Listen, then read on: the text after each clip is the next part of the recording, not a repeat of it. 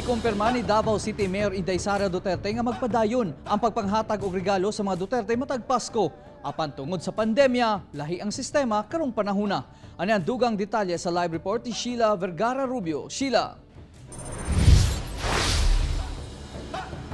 Riyalandam na ang mga ipang-apod-apod nga pinaskuhan ngadto sa mga Davaoenyo nga subay sa tradisyon sa pamilyang Duterte matag Pasko.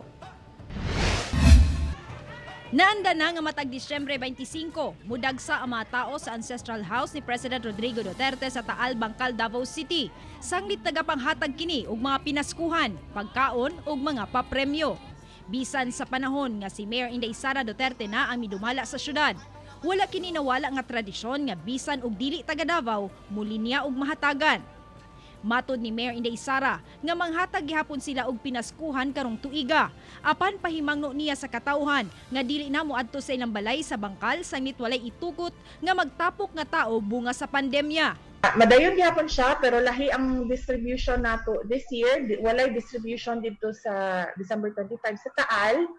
Walay tapok nga mahitabo dito sa December 25 sa Taal. Sumala pa nga sagad sa nagaadto sa ilang balay matag tuig anaa sa kapin 30,000. Busa imposible gayud nga tugutan nila sa balay himuon ang distribution. Busa matod sa mayor, ipaagi niya sa matag barangay ang pag-release sa mga pinaskuhan. Gi-divide nato into 182 barangays. Ang ato ang giandam this year it's around 38,000 grocery packs. And gi-divide nato into 182 kuan siya. Dili sila pare-pareho number of grocery packs per barangay because base na